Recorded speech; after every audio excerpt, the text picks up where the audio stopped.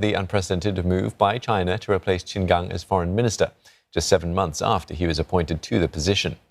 It's unclear why he was removed from office. His predecessor, Wang Yi, is back in the role. He served as China's foreign minister for close to a decade, from 2013 to 2022. For more on China's foreign policy leadership shakeup, we're joined by Chong Ja Ian, Associate Professor at the National University of Singapore. Professor, thank you for your time this morning. How significant is the disappearance from public view of Qin Gang? There is very little information about the reasons for Wang Yi replacing him as foreign minister. So the disappearance continues to baffle. It really underscores the opacity of the PRC system, which suggests a certain degree of arbitrariness, a high degree of uncertainty, and that's part of the PRC system we have to live with. With regard to Wang Yi, I think one of the things is that he is experienced, he is familiar to the world, so he would be as smooth a transition as you can imagine. In addition, Wang Yi is also in charge of the Chinese Communist Party's foreign policy apparatus. So that's the decision-making arm. In the Chinese system, the decision-making and implementation is separate. The foreign ministry does the implementation.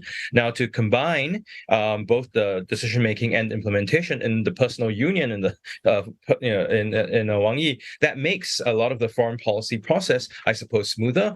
And that may be one of the what the Xi Jinping leadership is looking toward. Professor, Qin Gang has been removed as foreign minister, but it appears he still retains his role as a state counselor. That's a position that ranks below vice premiers, but is above ministers. So what does that tell you? So that creates a lot of speculation.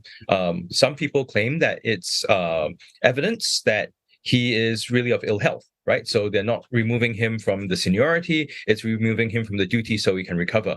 Another perspective says that, well, if you look at the way that the discipline mechanism works, the most senior positions leading up to membership of the Chinese Communist Party comes latest, right, in the disciplinary process. So if it's a disciplinary process, it's removing Qin Gang from the minister position first, and the others will follow. But that we can only wait and see to really be able to know. And Professor, when Industry Minister Xiao Ting was away from public view for nearly a month last year, it was revealed he was being investigated for corruption.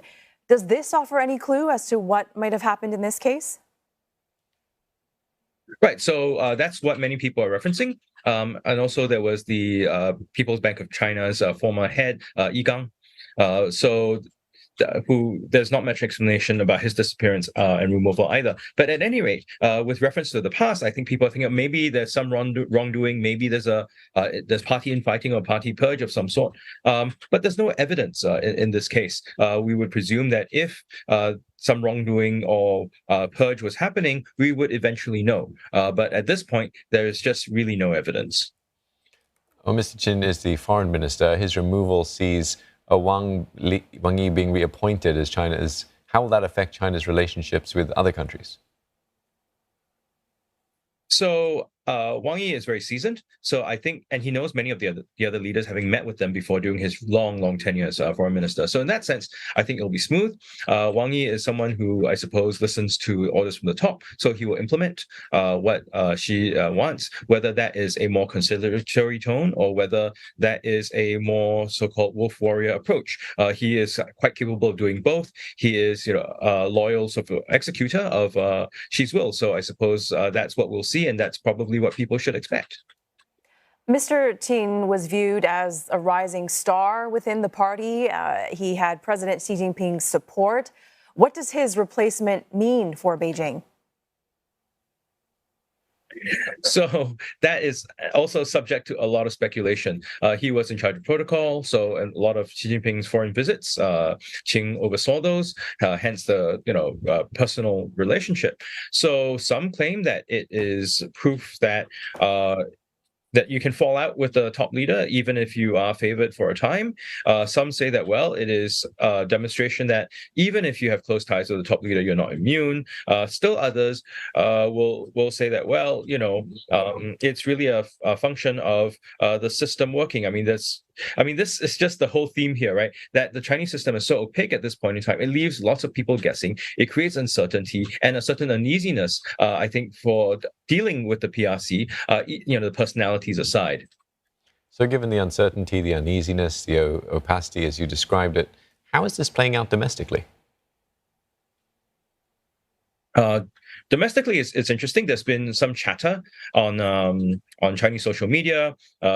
Some alleging extramarital affairs by Mr. Qin and so on, but none of this is proven. But what's interesting is that they weren't removed that quickly. But what has been removed has been mentions of Mr. Qin in the foreign ministry. So this is another sort of perplexing element. I mean, the situation with Mr. Qin is sort of a puzzle wrapped in a mystery, wrapped in a box. So there's a lot of speculation, but very, very little clarity.